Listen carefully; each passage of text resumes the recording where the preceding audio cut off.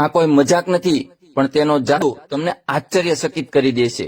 મહત્વપૂર્ણ સમાચાર શેર કરો અને બધાને મોકલો।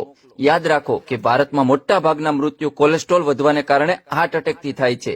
તમે તમારા જ ઘરમાં આવા ઘણા લોકોને જાણતા હશો જેમનું વજન અને કોલેસ્ટ્રોલ વધી ગયું છે। અમેરિકાની ઘણી મોટી કંપનીઓ ભારતના હૃદયના દર્દીઓને અબજોની દવાઓ વેચી રહી છે, પરંતુ જો તમને કોઈ સમસ્યા હોય તો ડોક્ટર એન્જિયોપ્લાસ્ટી કરાવવાનું કહેશે। આ ઓપરેશનમાં ડોક્ટર હૃદયની નળીમાં સ્પ્રિંગ દાખલ કરે છે, જેને સ્ટેન્ટ કહેવાય છે। આ સ્ટેન્ટ અમેરિકામાં બને છે અને તેની ઉત્પાદન કિંમત માત્ર $3 છે।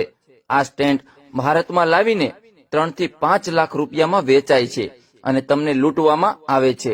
ડોક્ટરોને લાખો રૂપિયાનું કમિશન મળે છે, એટલે વારંવાર એન્જિયોપ્લાસ્ટી કરાવવાનું કહે છે। કોલેસ્ટ્રોલ, બીપી કે હાર્ટ એટેકનું મુખ્ય કારણ એન્જિયોપ્લાસ્ટી ઓપરેશન છે। તે ક્યારેય કોઈને માટે સફળ થતું નથી, કારણ કે ડોક્ટર હૃદયની નળીમાં જે સ્પ્રિંગ નાખે છે તે પેનની સ્પ્રિંગ જેવી જ હોય છે। થોડા મહિનાઓમાં તે ઝરણાની બંને બાજુએ બ્લોકેજ, કોલેસ્ટ્રોલ અને ચરબી જમા થવા લાગે છે। આ પછી બીજો હાર્ટ એટેક આવે છે। ડોક્ટર કહે છે કે ફરી એન્જિયોપ્લાસ્ટી કરાવો। તમારા લાખો રૂપિયા લૂંટાય છે અને આમાં તમારો જીવ જાય છે। હવે સાંભળો તેની આયુર્વેદિક સારવાર। આદુનો રસ તે લોહીને પાતળું કરે છે। તે કુદરતી રીતે 90% પીડા ઘટાડે છે। લસણનો રસ તેમાં રહેલું એલિસિન તત્વ કોલેસ્ટ્રોલ અને બીપી ઘટાડે છે, જેનાથી હાર્ટ બ્લોકેજ ખુલે છે। લીંબુ શરબત તેમાં રહેલા એન્ટીઓક્સિડન્ટ્સ વિટામિન સી અને પોટેશિયમ લોહીને સાફ કરે છે। આ રોગ પ્રતિકારક શક્તિ વધારે છે।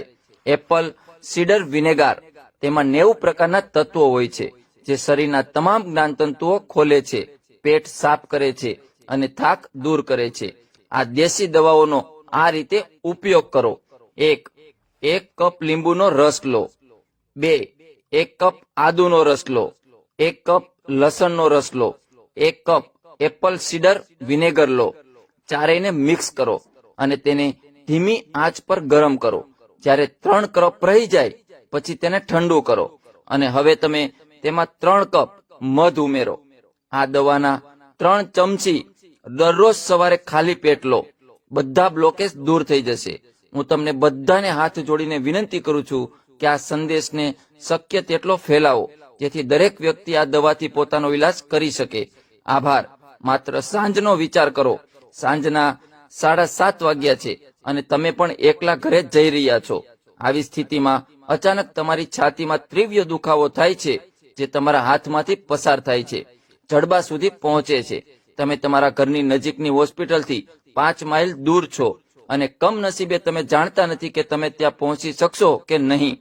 તમે સીપીઆરમાં પ્રશિક્ષિત છો, પરંતુ ત્યાં પણ તમને તેનો ઉપયોગ કેવી રીતે કરવો તે શીખવવામાં આવ્યું નથી। હાર્ટ એટેકથી કેવી રીતે બચવું એના માટેનો આ ઉકેલ। હૃદય રોગના હુમલા દરમિયાન મોટા ભાગના લોકો એકલા હોવાથી તેમને કોઈ મદદ વિના શ્વાસ લેવામાં તકલીફ થાય છે। તેઓ બેહોશ થવા લાગે છે અને તેમની પાસે માત્ર 10 સેકન્ડ છે। આવી સ્થિતિમાં પીડિત જોર જોરથી ખાંસી કરીને પોતાને સામાન્ય રાખી શકે છે।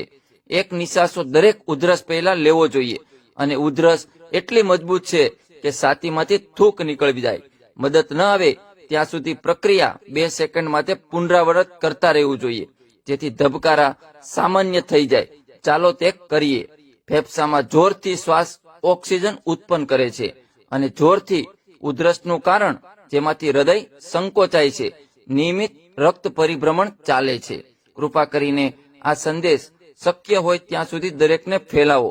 હાર્ટના ડોક્ટરે તો ત્યાં સુધી કહ્યું કે જો દરેક વ્યક્તિ આ મેસેજ 10 લોકોને મોકલે તો એક જીવ બચાવી શકાય।